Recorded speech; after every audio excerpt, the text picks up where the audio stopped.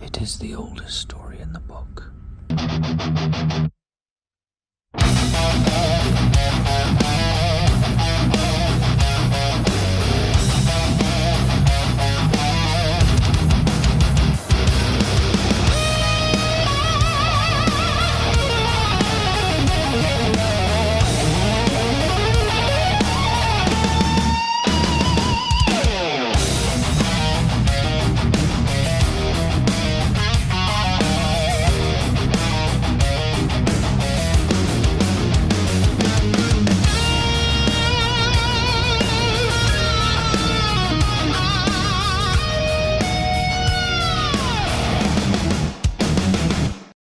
Darkness versus the light.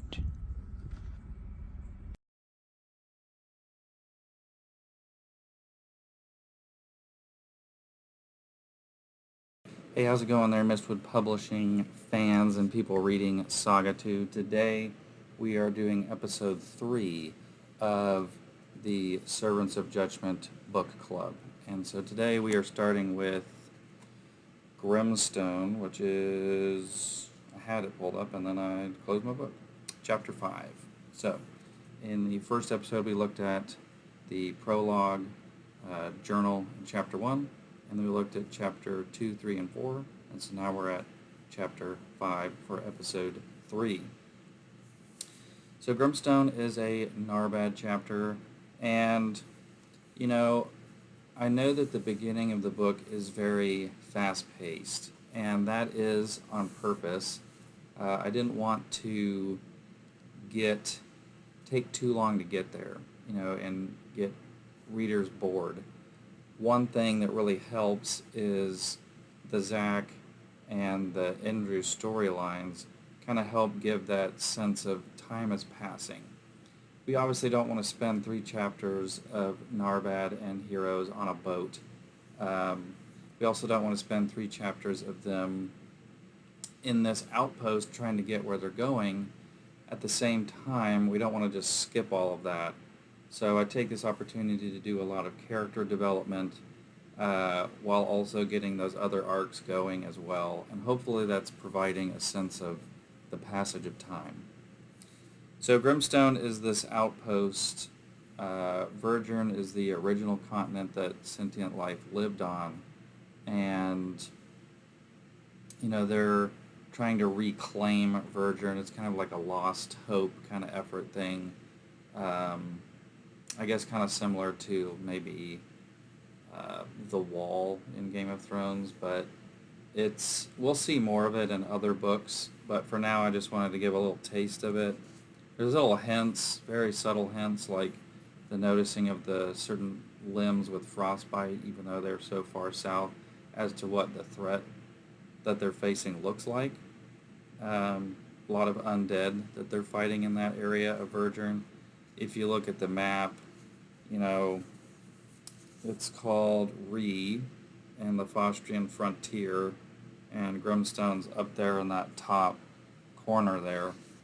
And so it's not like the front line, but it's like one of the base of operations to facilitate this reclaiming of Verdurn from the forces of evil and chaos.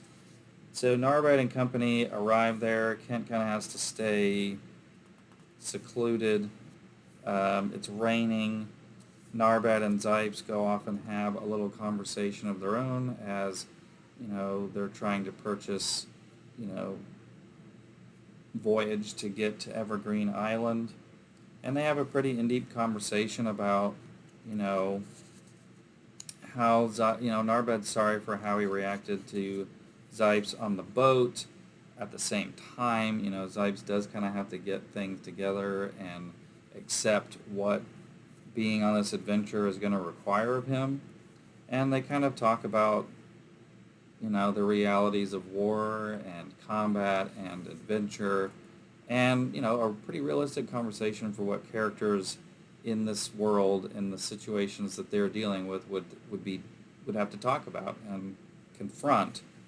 And so, of course, they're doing that. We have some pretty comedic moments with Zipes falling in some mud He is certainly a sense of comedic relief throughout the entire book, but still lovable and has his own arc and development there. Narbad, I wanted to have a callback to in Saga I where he's sitting on the cliffside and he's thinking about, how he doesn't want to be like change in the way that his father seems to indicate that all orcs do change after being in a battle or two.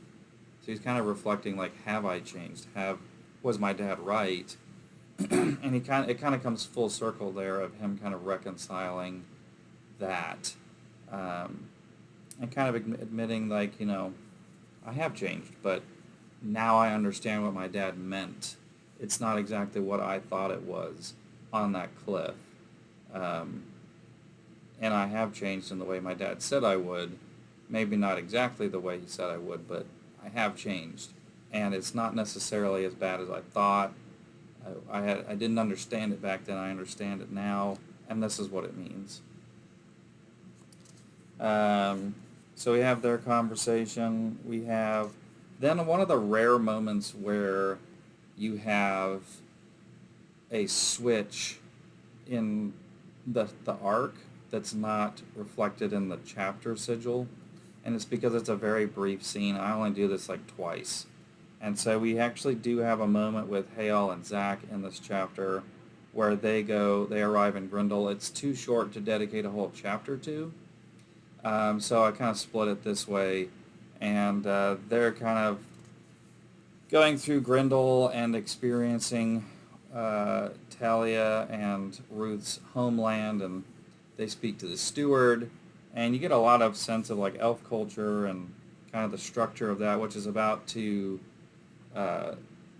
create a comparison to the elven civilization that Narbad is headed towards and how different it is. And they kind of come to an agreement where the elves and Zach and Hale kind of realize that their interests align, and maybe not in the nicest way. The elves kind of use them as certainly not their only method of getting in contact with Ruth and Talia, but certainly a effort to do that. Chapter 6. Chapter 5, the end, Hale and Zach are headed toward Rasta, which is a civilization. Some pretty interesting things happen there, and I won't spoil that, but it is pretty intense. Chapter 6, we go back to Andrew and Henry, and it's a pretty short chapter, and it's very brisk. It's a very fast chapter. Admittedly, it's one of those chapters where it felt slower when I was editing it. Reading it in the book, it goes very quickly, but I also don't regret it because it's almost better that way. You don't want to lose the reader's attention by dragging things out. There's a rule in movies and TV shows that you start the scene as far in as you can and end it as soon as, try to keep the scene as short as possible. Obviously, that doesn't apply perfectly to novel writing, but I do have that in the back of my hand. So the first scene is them trying to get information out of the assassin, trying to get some valuable information out of the assassin. We find out that Henry has some of Indru's former lovers and apparently baby mamas in a jail, dungeon that he has hidden from most people. And Henry doesn't even know that, his friend knows this. And, it's a pretty, we're in Sir Torvis's mind, and he's kind of wondering, okay, well, what kind of man is Indru? My first impression of him was, kind of impressed at how well he would listen and take advice, sound advice. But maybe I was wrong. Maybe I misjudged this guy at first glance. Maybe he is actually a nefarious force. Maybe he would make a worse king than Henry. And so, Sir Torvis is kind of questioning, did I have the right assessment of this guy in the beginning? Then we go to a scene with Advisor Sawyer having a hand language kind of conversation with Lilith, and we get kind of the idea that maybe there's more going on than Henry believes.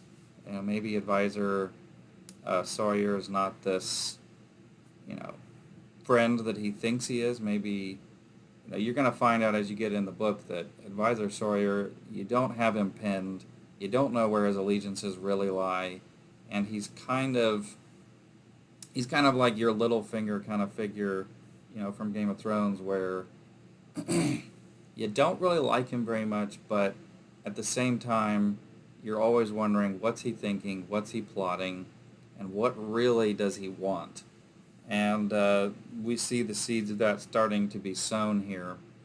And there's also a little reference to Emerald Knights, an Emerald Knights character, Savorna, which those that pick up Emerald Knights in the fall will get a big dose of her, which will help kind of draw the connection as to maybe what Lilith and the royal family of the Jade Isles actually are. Are they human? Are they vampires? Are they something more nefarious? We'll have to wait and see. Then we go to the scene where Andrew is, you know, about to, you know, execute the assassin, right? And, you know, Landon gave this information, thinks he's going to get a good deal, and then it appears that Andrew is giving in to bad counsel and going to torture him publicly. Well, that starts to happen, and then Torvis looks at Andrew, and they share kind of this look between each other, and, you know, this is one moment where I feel like the speediness of it kind of scene is almost, it's beneficial because it happens so quickly, and that's kind of the way it is in real life. Time is of the essence, right, with this guy being executed. So Andrew takes the axe and he cuts Landon's head off, ending it quickly. And then in the next scene, they're kind of discussing, why did you do that? And, you know, Sir Torvis has his hope in Andrew rekindled, as it's pretty clear, like, you know, he is a complex person and one that will listen to me. He's one that maybe is worth taking a shot on. Maybe he would make a better king than Henry. So they're kind of like explaining, well, the benefit of this is, well, now we can send the body back to, you know, Henry with really, as long as you like cut the foot off, really no evidence that we tortured him. And that makes us look better. That makes us look like the good guys. And we can use that to garner support in the north and throughout Hanor. You know, allies in the south that maybe not be openly supportive, but maybe eventually become openly supportive.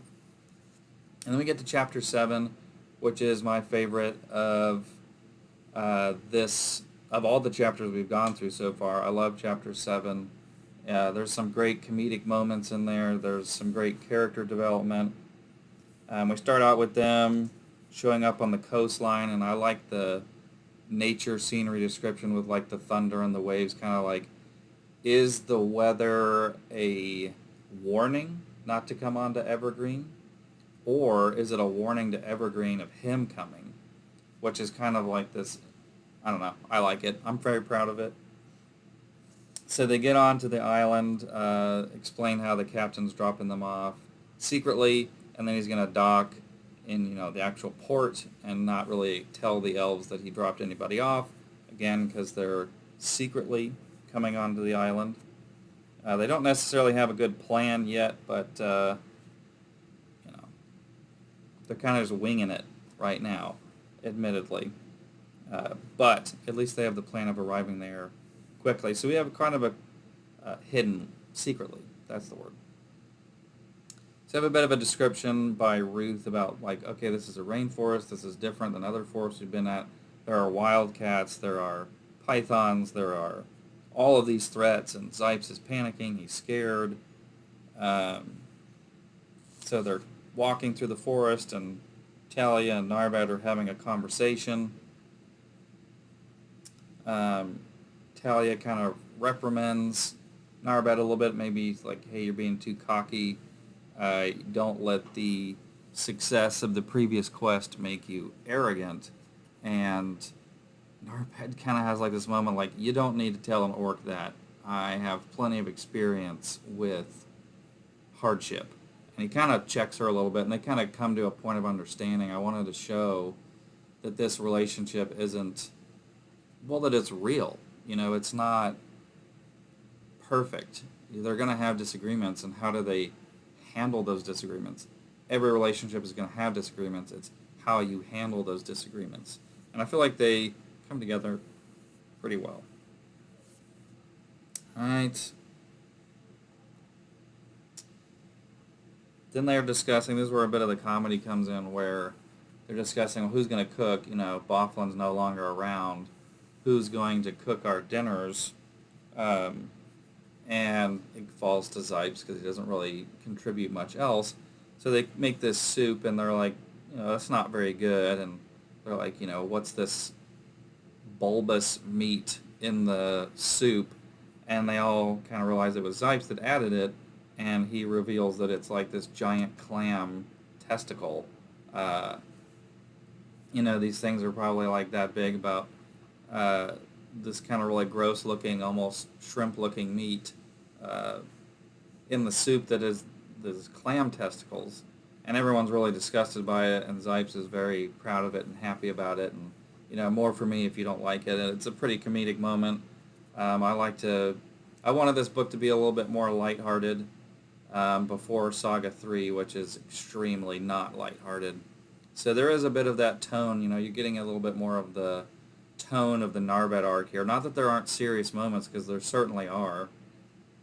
And in the Andrew and Zach storylines, there certainly are, you know, a different tone. But I wanted to have a little bit more of a lighthearted mix for at least part of it, and Zipes is a big part of that comedic relief. So they sit down to go to sleep, and Talia and Narbet have a conversation about what would be kind of like this world's version of being engaged.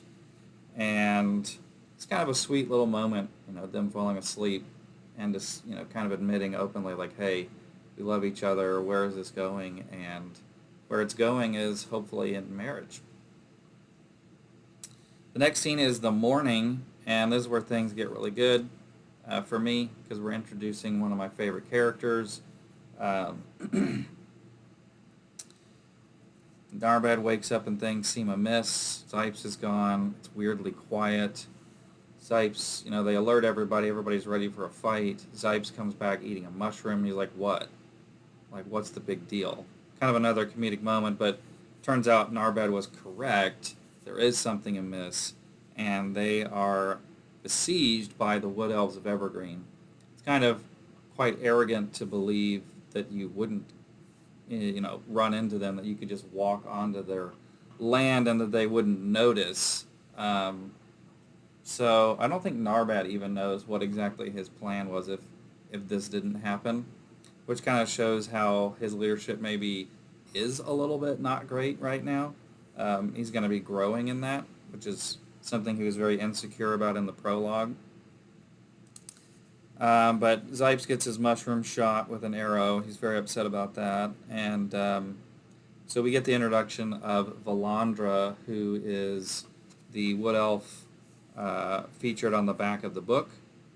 There is the normal version, which is book accurate, and then there's the version that is more for people that I feel like wouldn't care for that on their book. So we do actually have two printed versions of the book, just the cover slightly different. So they take them captive. We're introduced to her, and part of what I really like about this is, okay, these are not like elves you've ever seen before. These elves are like barbarians, like Conan the Barbarian, Red Sonja, mixed with elves. They only wear the skins, leather, you know, leather is obviously made from skin, bones of things that they have bested in combat. So, for example, the elf that, you know, puts a bag over Narbet's head has obviously not slain much because all he's wearing is a loincloth. And there's a female wood elf who's wearing only a loincloth that also goes to bind them, meaning that she's not wearing anything up here. That's because she's pretty new at the gig. That's a very unique elven culture that I don't think has ever been done in a book before. So Valandra, who we see, and you find her name out in the chapter, so I'm not spoiling anything. She's the one with the tiger, skulls and the pelts. That's the character that, we're looking at here. And obviously, if she's on the book cover, she becomes a big deal. I'll probably put some art of her like over here that I think is like the perfect depiction of what she's supposed to look like. It's the first illustration I had done of her, and I just feel like the artist nailed it in a way. Like I was like blown away by it. Originally, Valandra was just going to be kind of a boring character that didn't really have much going on. And then I was watching Forged in Fire, and I saw the episode where they make a Ramphaya, which is her sword, which you see in the art that I'm going to put there. It's where it's like the sharp side is the concave side, and I just felt like that was really unique. I'd never seen any sort of a character with that as the weapon. And so yeah, that got me really excited about the character. Things really kind of fleshed out there for really the first 2 or 3 drafts of this book. She was not really much of a character, and then it was when I had that big breakthrough. This is one reason why the book took 8 years. This character really blew up in a really exciting way, and I think you're really going to love her by the end. Right now, she's probably coming across as a bit cold and standoffish, but she has their hands bind. She has these elves have a Russian accent. If you can't pick up on that, they speak in a Russian accent, which I also felt was unique, and I'm just trying to make something really unique and special here, and I think I succeeded. So Ruth has a separate conversation with Valandra, and he is blindfolded, but he can still, feel things around with his feet. He can smell, he can hear, and so we're kind of relying on his other senses to kind of get a vision of what the scene is, and he's having this conversation with Valandra, and we kind of get a little taste as to maybe what her motivations are. Maybe she's loyal to her queen, but she has doubts. She has, she's trying to think. Evergreen is what she's loyal to, and she's trying to figure out what is the best plan to protect Evergreen. So we learn that Munra the bow is changing the queen, and that is something that's on Valandra's mind. She ends up doing what I think any captain would do, and doing her duty to basically send them to the dungeons, right? To have the queen decide their fate, which I feel is what most captains would do. But she's the captain of the military guard, and so we have this brief introduction to this character that's going to become a huge deal, and that is pretty much where the chapter ends, and where we will end this week's video. Have a great week.